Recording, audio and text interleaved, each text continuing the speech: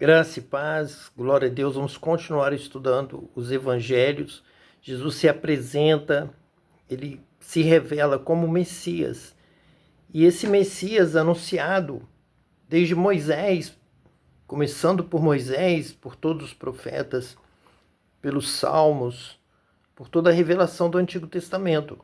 Então ele vai se mostrar que ele realmente cumpriu tudo que foi prometido, anunciado a respeito do Messias. E nós terminamos o último estudo em Lucas 24, 25, com o seguinte versículo: E ele lhes disse: Ó nécios e tardos de coração, para crer tudo que os profetas disseram, porque, porventura, não convinha que o Cristo padecesse estas coisas e entrasse na sua glória.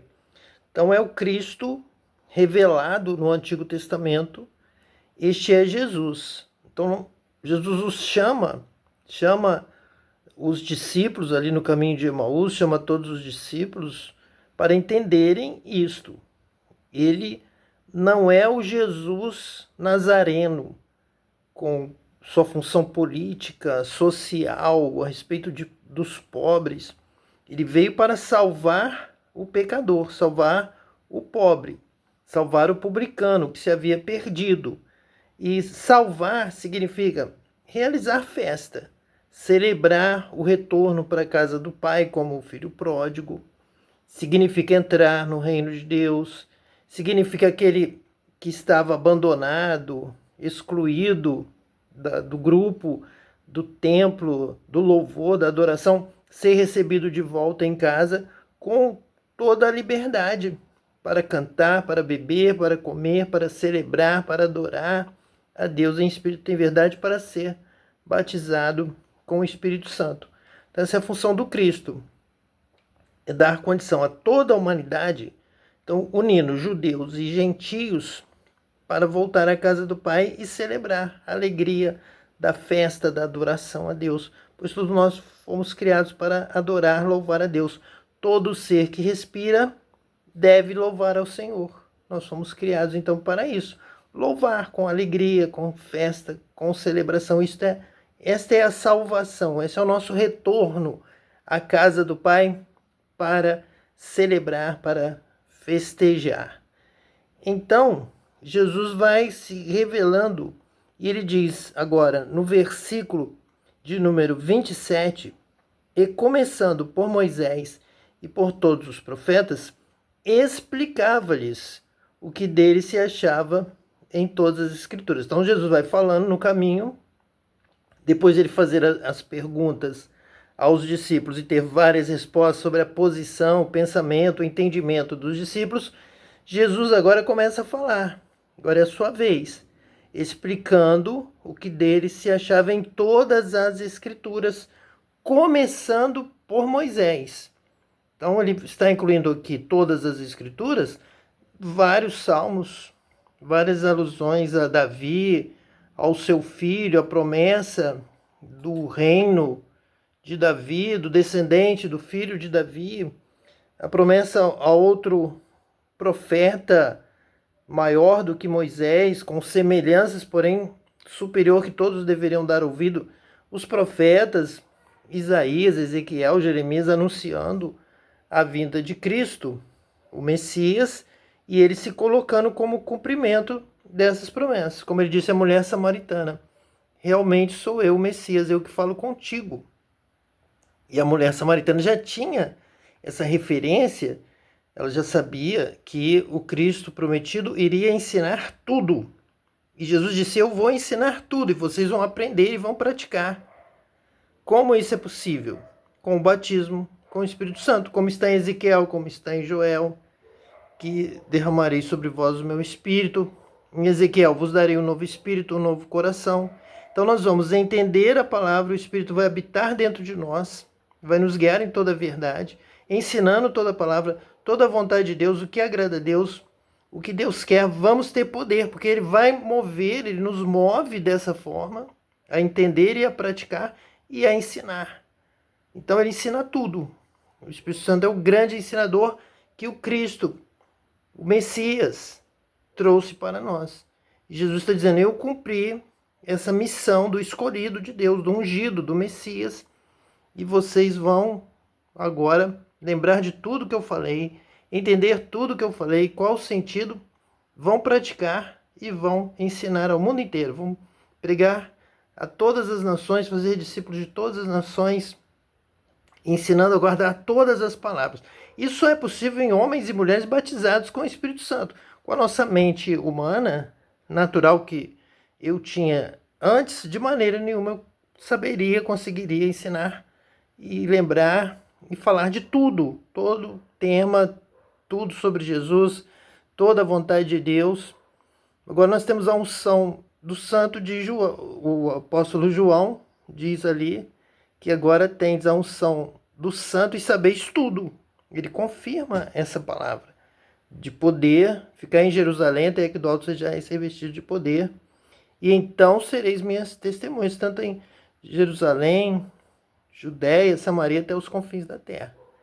Então essa é a promessa de Jesus, é a promessa que está ali, que se cumprir em Atos dos Apóstolos, está confirmada em João, em toda a Bíblia. É o Messias que nos dá o conhecimento de tudo, através do batismo com o Espírito Santo, porque ele vem morar em nós. Ele não nos visita de vez em quando, ele mora conosco, anda conosco, nos guia em toda a verdade, nos faz lembrar, nos faz entender.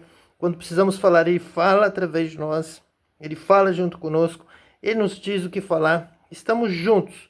Todo o nosso movimento físico é junto com o Espírito Santo. Ele mora em nós. Nós somos templo do Espírito Santo, habitação. Nós já fomos criados com essa perspectiva do Espírito habitar em nós. Então Deus soprou em nós, nos fez alma vivente. Nós fomos feitos do pó da terra, estávamos ali inertes, sem movimento. Então Deus nos dá o Espírito, o nosso Espírito que Deus nos dá. Nós temos esse Espírito quando nascemos. E agora vem o Espírito Santo também habitar nessa mesma casa. Habitamos juntos. Somos um, temos comunhão. Ele nos move, ele se move, ele move, ele nos faz andar em vitória, ele nos fala, ele nos guia, ele nos orienta, nos ensina, nos dá inspiração, nos dá dons espirituais. Então toda essa obra do Messias, ela se cumpre através do batismo com o Espírito Santo. Por isso ele vai dizer que convém que eu vá, porque eu ainda vou batizar com o Espírito Santo. Eu vou dar o Consolador, o outro Consolador. E aí sim tudo se fecha, tudo completa. Todas as promessas se completam agora. Jesus, o Messias, veio, fez a sua parte, morreu, derramou o seu sangue, ressuscitou, venceu a morte, sentou-se à direita do Pai, recebeu o Espírito, ao chegar, começa a receber sua herança celestial e derrama sobre nós, porque nós somos coparticipantes de toda a herança celestial. Tudo que Jesus vai recebendo no céu, ele vai compartilhando conosco a partir de agora, como penhor da nossa herança que receberemos também com ele, juntos no céu, começando com um grande banquete, a grande festa, as bodas do Cordeiro com a sua noiva, a igreja. Então vamos aqui começar por Êxodo 12, que nos fala sobre o Cordeiro da Páscoa. Êxodo 12 nos coloca Jesus, o Messias, ele próprio se apresentando. Ele é o Cordeiro de Deus que tira o pecado do mundo. Então o Cordeiro anunciado por Moisés já está anunciando Cristo, o Messias, em Moisés, a começar em Moisés. Então nós vamos começar aqui, teremos outros textos, além deste, a respeito de Jesus, em Números, em Deuteronômio, em Êxodo. Nós vamos começar por este, Êxodo 12, que nos fala de Jesus como o Cordeiro da Páscoa, que tira o pecado do mundo pelo seu sangue. Então veja bem, este símbolo do Messias, ele tem que morrer. E ele mesmo diz, convém que eu morra, era necessário para que eu tomasse posse no meu reino, para que eu entrasse na minha glória e vos desse, batizasse com o Espírito Santo, vos desse também toda a herança celestial. Nós possamos agora ser coparticipantes dessa herança. É só com essa entrada de Jesus no céu, na sua glória, começa a partir deste momento a derramar a unção do céu, o poder do céu, o nosso relacionamento com o céu. Venha o teu reino, seja feita a tua vontade, assim na terra como no céu. Então, é através da sua morte e da sua ressurreição, pelo seu sangue, quando ele vence pelo amor, porque ele foi o que mais amou, quem ama vence. Então, o que Deus quer é o amor, quem ama é nascido de Deus, Deus abençoa, vence pelo amor. Quem mais amou? Jesus venceu o mal, venceu a morte, venceu o diabo, venceu o inferno, porque nos amou até o fim. Amou até a morte, morte de cruz. Então ele recebe a coroa da vitória. Ele é digno de abrir os selos, desatar os selos, porque ele amou, ele venceu pelo amor. Entra na glória de Deus, recebe a herança, a promessa para o que vencesse pelo amor, o que mais amasse. Jesus venceu essa grande batalha do universo, essa batalha contra o mal, a batalha vencida pelo amor. Quem amasse na terra realizaria a vontade de Deus, que é amor, e estaria com Deus. Seria recebido na glória. E ele foi pelo amor, porque Deus é amor, Deus vai receber aquele que ama. E quem mais ama, recebe mais a herança. E ele então recebe e compartilha conosco. Então tudo convinha acontecer. O seu amor, a sua morte, a prova do seu amor maior, para que ele fosse coroado, o rei do amor, o que amou o Filho de Deus. E nós somos filhos de Deus pelo amor. Quem ama é nascido de Deus, quem ama conhece a Deus. E vem o Espírito Santo sobre nós e nos revela. Uma das primeiras coisas que eu recebi, o Espírito Santo veio a mim, é a respeito do amor. Que dependia do amor, que era necessário amar. Tem que amar. Você tem que amar, orar, interceder, realmente entender os outros e ter este poder do amor que vence vida para todos, alegria para todos, experiência com Deus para todos, conhecimento de Deus, abrir a porta realmente do amor para todos, desde o seu próximo, desde o que convive com você no seu lar, até toda a humanidade. Esse amor de Cristo que foi revelado a nós, nós temos que ter este amor. Nós temos que nascer de novo para este amor. E isto é realmente a vontade de Deus, é aprender a amar. Então, um dos pontos do Espírito Santo em nós é a respeito do amor. Ele ama, ele habita, aquele que o ama, guarda os seus mandamentos, eu também o amarei e me manifestarei a ele. Estarei com ele. O Pai o amará, eu também o amarei, e você será batizado com o Espírito Santo. Então, sem amar, é impossível essa comunhão com Deus. Essa comunhão é em amor, porque Deus é amor. Quem ama é nascido de Deus. Quem ama, vive com Deus. Quem ama, conhece a Deus. Você tem que aprender a amar, realmente desejar o bem de todos, a vitória, a alegria completa na vida de todos. Você tem que contribuir para a paz, para a bênção de todos, amando a todos e jamais prejudicando ninguém, jamais desejando mal para ninguém, mas amando, porque Jesus te amou, Deus nos amou sendo nós ainda pecadores, Jesus nos amou, morreu por nós sendo nós ainda pecadores, e nós temos que ter esse amor de Deus derramado em nosso coração pelo Espírito Santo. Então, o Cordeiro da Páscoa, ele aponta para Jesus, para o Cristo, para o seu ministério. Veja bem que é colocado na família, todas as famílias de Israel tinham o seu cordeiro. Cada um teria, então, que sacrificar cada um o seu cordeiro.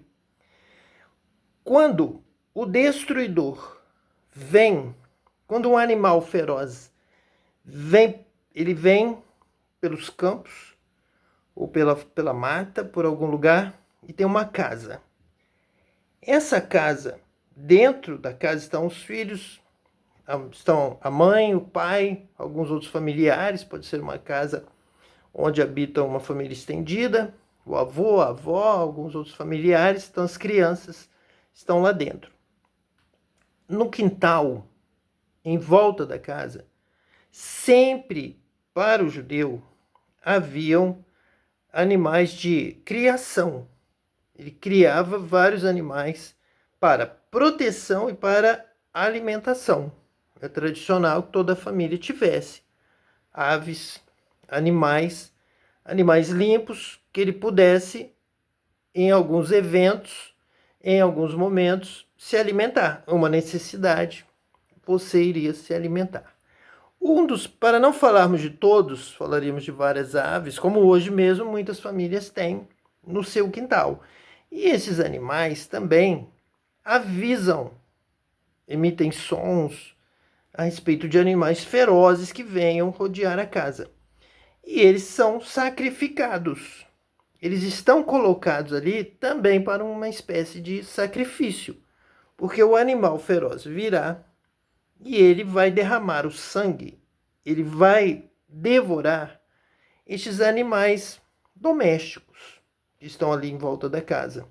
Ele vai se alimentar e vai embora. Ele não vai atacar a criança, ele não vai tentar entrar dentro de casa, porque os animais estão colocados ali como uma defesa e também já para serem mortos, caso venha um leão, venha um urso, qualquer outro animal selvagem, uma fera qualquer, o animal será sacrificado e não o filho, não a filha. Sempre funcionou dessa forma.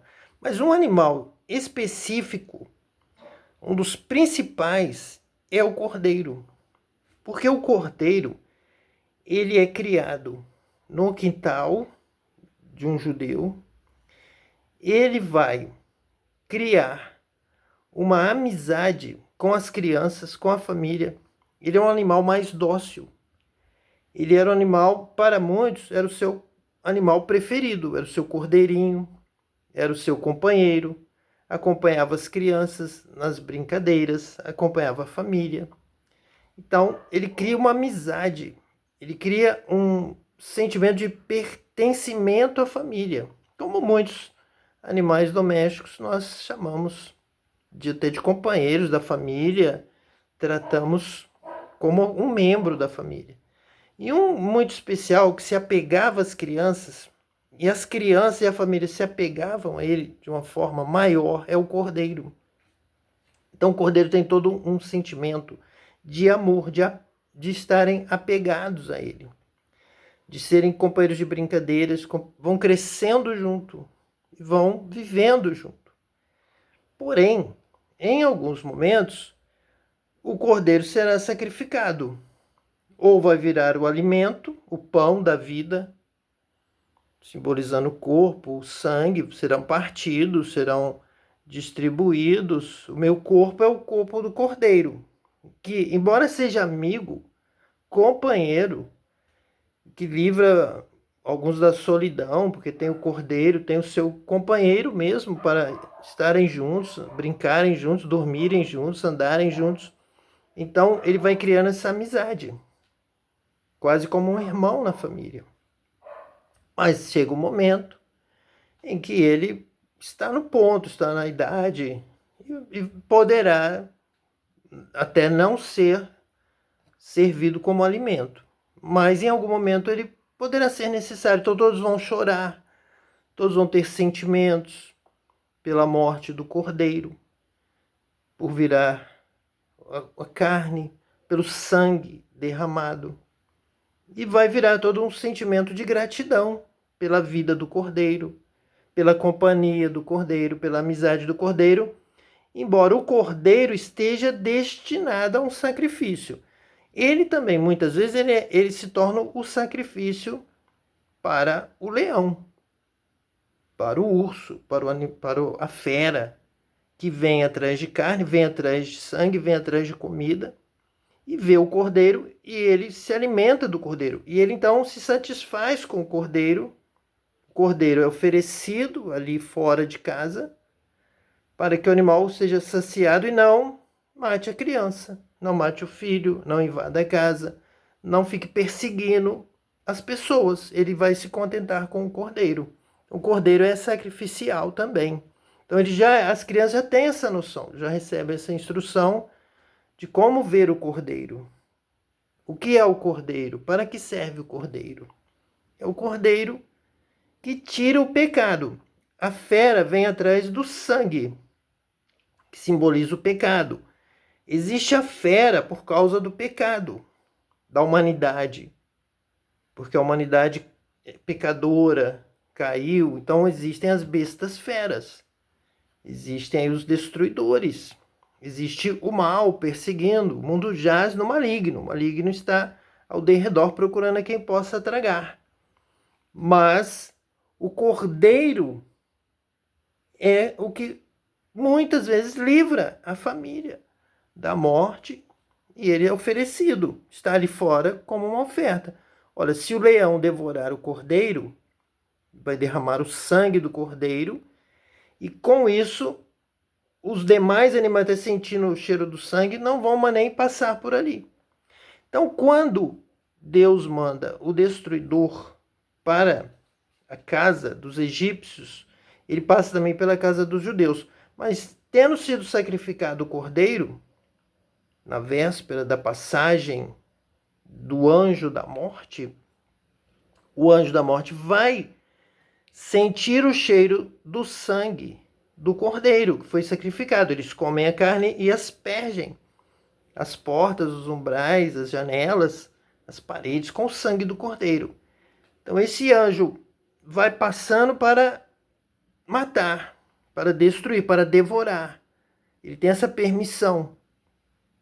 E ele, onde ele vê a marca do sangue, já ocorreu o sacrifício, alguém já morreu, já não há mais o que comer, já foi comido. O cordeiro substituiu o que o anjo iria matar, o filho primogênito. Ele tinha essa direção, ele tinha essa ordem, ele tem essa permissão de Deus. Então, os judeus têm este conhecimento do cordeiro, que é Jesus, que é o Messias, que derramou o seu sangue por nós. E nós tendo a marca do sangue de Cristo, o destruidor, ele sente como que já não dá mais, já não há mais o que ele fazer. Já foi feito, já foi morto, já foi comido, já foi sacrificado, já teve o sacrifício, já teve a morte. Só há sangue. Então ele não vai ficar ali por causa do sangue. Ele vai sair, quando ele sentir o sangue, ele vai pensar, cheguei depois, já foi feito. Já foi feito antecipadamente. Por isso que nós aqui em um estudo falamos sobre isso. Você tem que se antecipar ao mal, buscando bem na sua mocidade, adorando a Deus. Lembra-te do teu Criador nos dias da tua mocidade. Vence o mal com o bem, antecipa-se. Busque, clame, ore, seja batizado com o Espírito Santo. Tenha um encontro com Deus, conheça a Deus, receba o sangue do Cordeiro antes que o anjo da morte venha, antes que venham os maus dias e cheguem os anos dos quais dirás, não tenho neles prazer. Antes que a morte se aproxime contra você, busque a vida, busque a Deus, busque se alimentar do fruto da árvore da vida com Jesus, com o seu sangue derramado, e vença o diabo pelo testemunho de Jesus e pelo sangue do Cordeiro. E seja assim batizado com o Espírito Santo e vença todo o mal e viva na presença de Deus. Então o anjo da morte passa pela casa dos israelitas, futuros judeus, posteriormente, e ali ele não entra porque já foi feito, já foi antecipado. Jesus deu a vida por nós, sendo nós ainda pecadores. Ele nos salva antes do diabo nos tocar. Ele nos dá a vitória antes. Ele nos dá a vitória completa. E ele vai na casa dos egípcios, lá não há marca de sangue. Então ali há carne, ali há seres vivos, e ele tem essa permissão. Ele vai tocar nos filhos primogênitos dos egípcios. Vem a morte, vem choro, vem dor, sofrimento. O dia da angústia para o Egito, com a morte dos primogênitos, incluindo o primogênito do faraó. Mas Deus tem vida, Deus tem salvação, e o Cordeiro sacrificado por você, para te dar perdão, vida eterna. Que Deus te abençoe hoje e eternamente, em nome de Jesus Cristo, o Messias. Amém.